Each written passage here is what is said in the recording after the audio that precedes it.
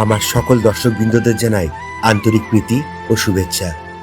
আমাদের রাজ্য পশ্চিমবঙ্গ তথা কলকাতার কাছাকাছি যে এক টুকরো অশ্বক্ষুরাকৃতি হ্রদ রয়েছে তা হয়তো অনেকেরই অজানা। সেই হ্রদে রয়েছে অসংখ্য বালিঘাস। খুব কম খরচে এখানে আসা যায়। ট্রেন পথে, সড়ক পথে দুভাবেই আসা যায়। এখানে আছে আধ্যাত্মিক পরিবেশে অনুকূল ঠাকুরের আশ্রমে থাকা ও খাওয়ার ব্যবস্থা, ও সঙ্গে দর্শন পাবেন প্রাচীন রাম মন্দিরের। তাহলে চলুন এক নজরে দেখে নেওয়া যাক।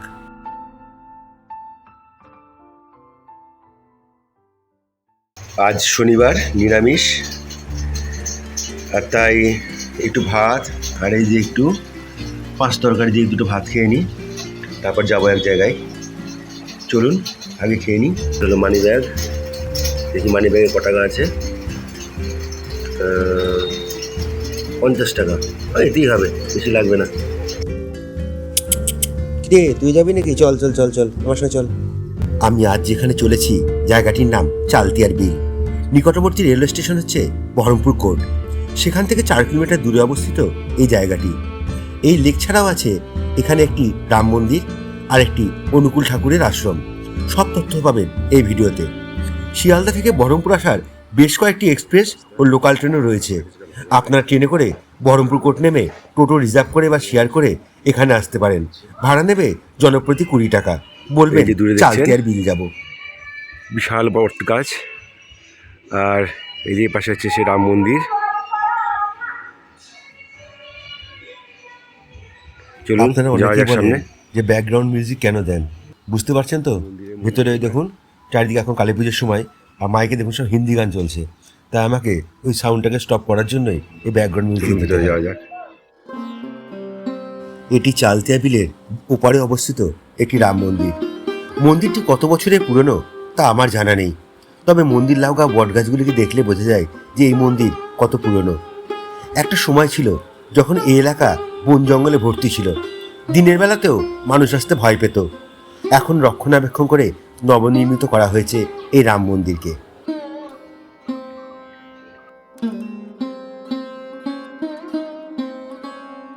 প্রতি বছর রামনবমীর দিনে এখানে বহু ভক্তের সমাগম হয়। থাকে বিনামূল্যে ভোগ প্রসাদের ব্যবস্থাও। আর এই যে এত বড় জায়গাটা দেখছেন, এখানে বিরাট বড় মেলা বসে, আর দূর দূরান্তের গ্রামগঞ্জ থেকে মানুষ এখানে আসে পুজো দিতে।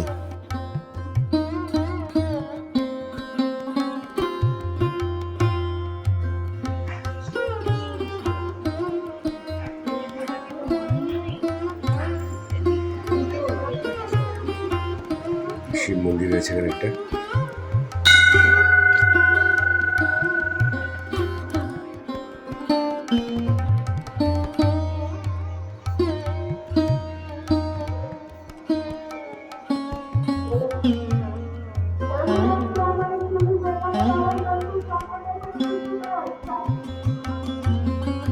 এটাই হলো মন্দিরের ঘাট, আর এই রাম মন্দিরের পাশ দিয়ে বয়ে গেছে এই বিল, যার নাম চালতিয়ার বিল।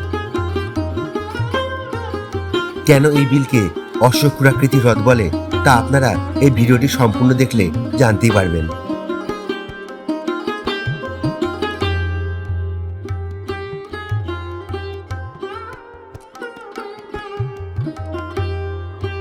ওই যে দূরে দেখতে পাচ্ছেন, ওটা হচ্ছে একটা লাক্সারি রিসর্ট তৈরি হচ্ছে। আপনাদেরকে সেটাও দেখিয়ে নিয়ে আসবো। ভারী সুন্দর জায়গায় তৈরি হচ্ছে এই রিসর্টটি। মন্দিরের এই পাশ দিয়ে চলে গেছে একটা রাস্তা, যেটা চলে গেছে ওই ভেতর দিকে রঘুনাথ তলার দিয়ে একদম হরিদাস মাটি দিয়ে চলে গেছে। ওই দেখুন একটা কাঠবিড়ালি আসছে আমাদের দৌড়াতে দৌড়াতে। মাত্র 100 মিটার দূরে অবস্থিত এই রিসর্টটি তৈরি হচ্ছে নতুন।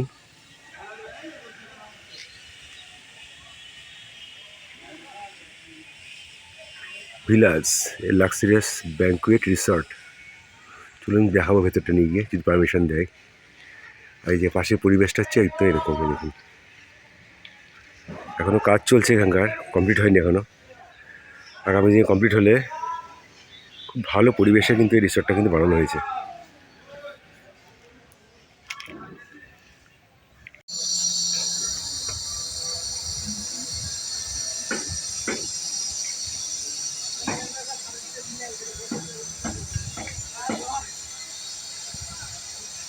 এসে রিসর্ট, এখানে এখন দাঁড়িয়ে আছে। আমি দেখতে পাচ্ছেন কাজ চলছে এখানে এখন।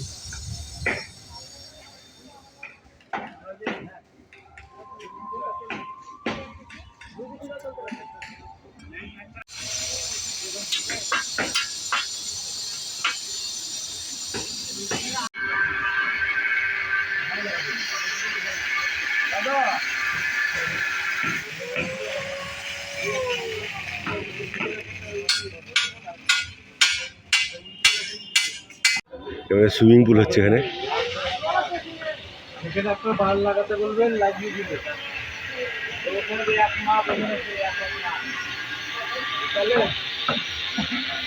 কমলা লেবু খাওয়ার জন্য দার্জিলিং যাওয়ার দরকার নেই, এখানেই পেয়ে যাবেন।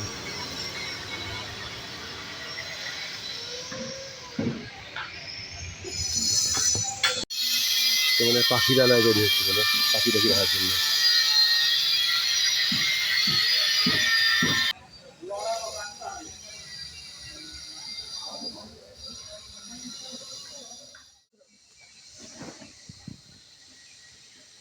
এখন আমাকে যেতে হবে এই মেঠো পথ দিয়ে সোজা হেঁটে। গাড়িটা ওখানে স্ট্যান্ড করে রেখে দিয়ে এলাম। চলুন যাওয়া যাক। এখানে একটা প্রপার্টি রয়েছে, এটা কি? এটা মনে হয় পোলট্রি খামার হয়তো হবে। এই দেখুন এই পাশে রয়েছে কত সুন্দর আম বাগান। এটা একটা প্রজাপতি।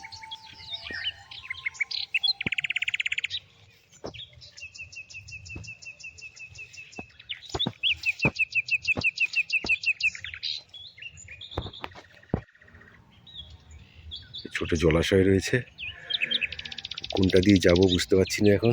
দেখি আল দিয়ে যাই, দেখি একটু কি। এই তো পুরো ঘন জঙ্গলে পড়ে গেলাম, মনে হচ্ছে সুন্দরবনে চলে এসেছি। যাওয়া দেখি, সাপ খুব থাকতে পারে, সাবধান।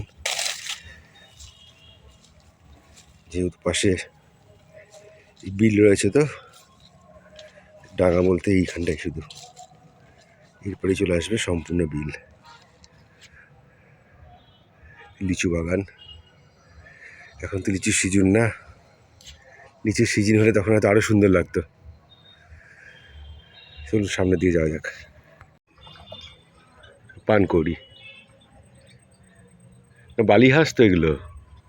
এই যা, পানকৌড়ি ভেবেছিলাম, সে বালি হাঁস এগুলো সব। এগুলো বালি হাঁস, ওই দূরে আরও অনেক বেশি। ওই যে ওইখানে উঠছে, বাবা প্রায় 100-150 বালি হাঁস এখানে। দারুণ দারুণ।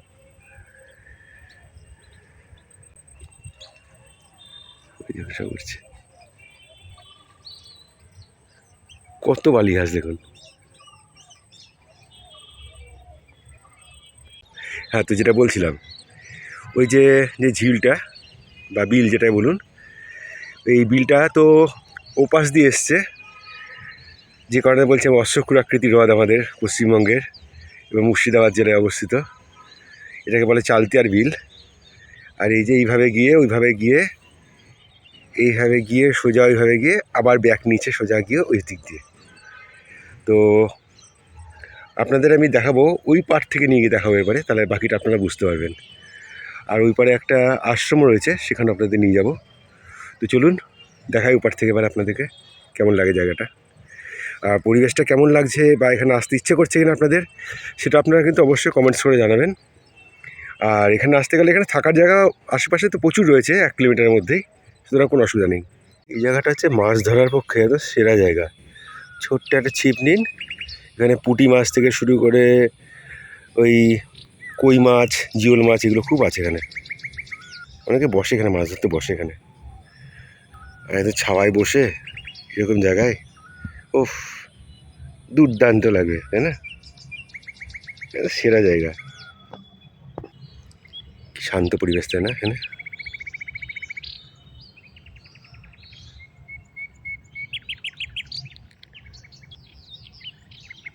চলুন যাওয়া যাক।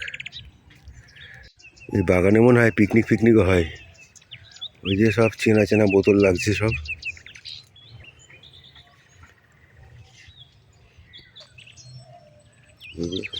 মিক্সিং করে খাওয়া হয়েছে। ওই যে রিসর্টটা দেখিয়েছিলাম আপনাদের, ওটা এই পার থেকে দেখাচ্ছি আপনাদেরকে। এই হলো ঝিল, আর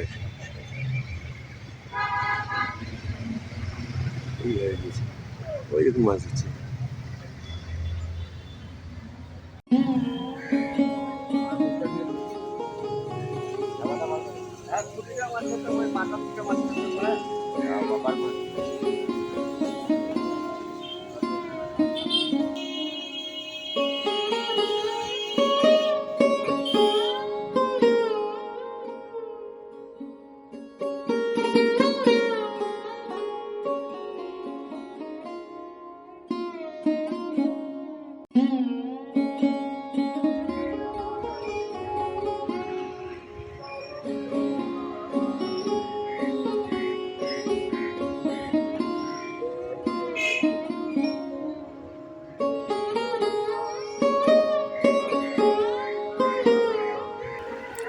এই বিলটা ওই পাশ দিয়ে এসছে, ওই সোজা দিয়ে এসে গিয়ে তারপরে চলে গেছে এই পাশ দিয়ে, এই পাশ দিকে সোজা গিয়ে আবার ডান দিকে ঢুকে গেছে। সেটা দেখাই নিয়ে গিয়ে ভেতর দিয়ে যাওয়া যাক। দেখেছেন পরিবেশ কি সুন্দর, বেশ কিছু পুকুর রয়েছে যেখানে বড় বড় মাছের চাষ করা হয়। এখানে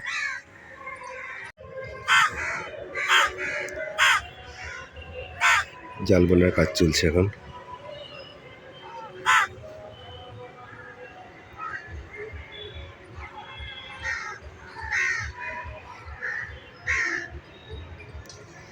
দাদা বলছি এই ঝিলটাতে এই ওই দিক থেকে এসছে, দিয়ে এদিকে গিয়ে কোথায় শেষ হয়েছে গিয়ে? হ্যাঁ, হরিদাস মাটি থেকে শেষ হয়েছে তাই না? মানে এইভাবে পুরো ব্যাগ খেয়ে গিয়ে আবার ব্যাগ খেয়েছে তাই তো এইভাবে? ও, জাল বুনছে, জাল ছিঁড়ে গেছে মনে হয়।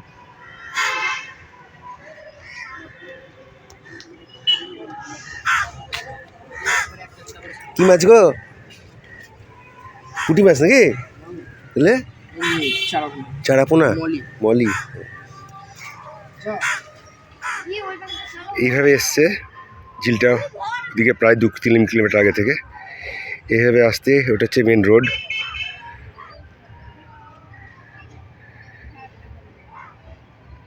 আর এদিকে আসার পর এখানে এসে এই যে এখানে এসে ব্যাগ খেয়ে চলে গেছে এইভাবে, দিয়ে সোজা গিয়ে ওটা আবার চলে গেছে হরিদাসমাটি শ্মশান ঘাটের ওইদিকে গিয়ে। মানে ঘোড়ার যে নাল বা যেটা অশ্বক্ষুরাকৃতি হওয়ার যেরকম হয়, ঠিক সেমভাবে এটা এইভাবে গেছে, এটা এইভাবে। আর এখানে তো নৌকা চলাচলের ব্যবস্থা তো সেরকম কিছু নাই যে আপনি নৌকা করে গিয়ে হয়ে যেতে পারবেন, সেই ব্যবস্থা নাই। কিন্তু মাঝি থেকে পয়সা দিলে হয়তো ঘুরে নিয়ে আসতে পারবে, কিন্তু এই মুহূর্তে সেরকম কোনো মাঝি দেখতে পাচ্ছি না আমি। তো জায়গাটা কেমন সেটা বলবেন একবার। আর এবার এখানে একটা আশ্রম আছে, খুব সুন্দর আশ্রম নাকি শুনেছি আমি, আমাদের এক অফিস স্টাফের কাছ থেকে। তো চলুন সেখানে যাবো এবার। এখান থেকে এক নজরে দেখলে মনে হবে যেন আপনি বোধহয় কোনো কেরালায় চলে এসেছেন, তাই না?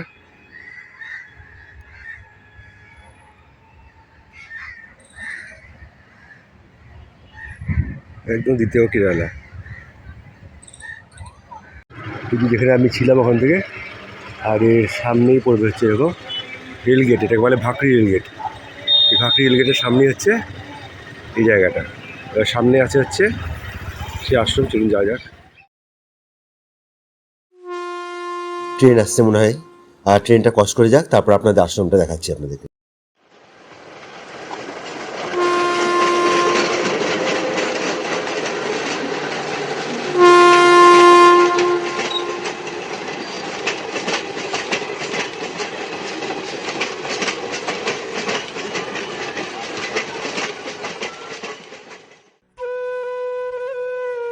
একদম রেলগেট ক্রস করেই বা হাতে যে ঢালু রাস্তা, 10 পা এগিয়ে আসলেই এই আশ্রম। স্থানীয় লোকদের কাছে এটি সুকুমারদা আশ্রম নামে পরিচিত। ছোট্ট আশ্রম, সাধারণত লোকাল মানুষরা এখানে পুজো দিতে আসেন। কাল কালী পুজো ছিল এখানে। চলুন তাহলে এবার আপনাদের অনুকূল ঠাকুর আশ্রমে নিয়ে যাই।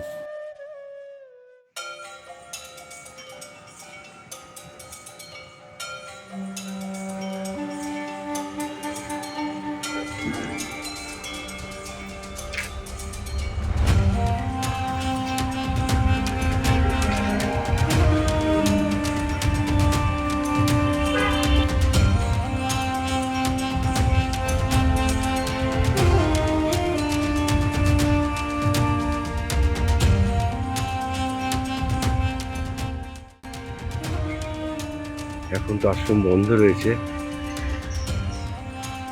তবু চলুন দেখি ভেতরে কতটুকু দেখাতে পারি আপনাদেরকে। আশ্রমের এরিয়া যে খুব বিশাল যে বড় এরিয়া তা কিন্তু নয়, কিন্তু তার মধ্যে যতটুকু এরিয়া রয়েছে তার মধ্যেই এই সমস্ত বিল্ডিংগুলো রয়েছে। এখন এখানে থাকার জায়গা আছে কি না সেটা আমি এই মুহূর্তে বলতে পারছি না, কারণ সেরকম লোক কাউকে দেখছি না আমি এখানে।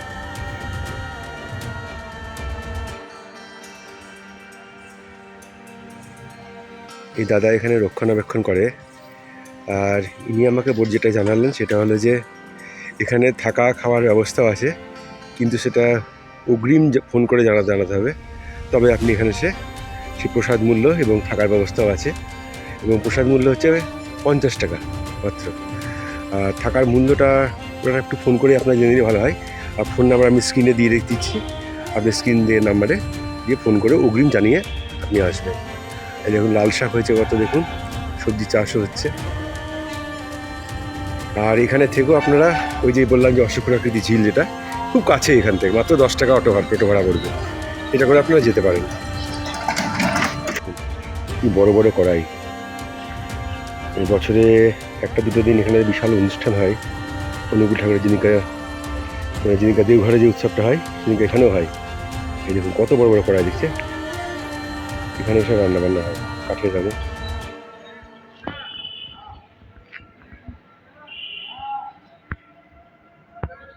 যদি গাড়িও নিয়ে আসেন এখানে তাতেও কোনো অসুবিধা নেই, বিশাল বড় কার পার্কিংয়ের জায়গা রয়েছে এখানে। 2-1 দিন এখানে নিশ্চিন্তে থেকে এখান থেকে সেই অশ্বক্ষুর আকৃতির হ্রদ দেখে, বা আপনারা যদি হাজারদুয়ারি মুর্শিদাবাদ প্ল্যান করেন সেক্ষেত্রেও এখানে থাকতে পারেন, কিন্তু আপনাদের সব কিছু একসঙ্গে হয়ে যাবে।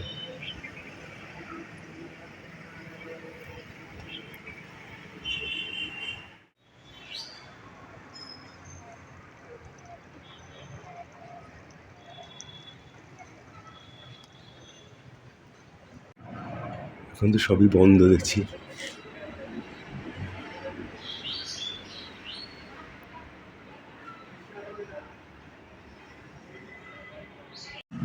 এটাই হচ্ছে সৎসঙ্গের সেই হল যেখানে ঠাকুরের প্রার্থনা করা হয়। এখন তো দরজা বন্ধ দেখতে পাচ্ছেন।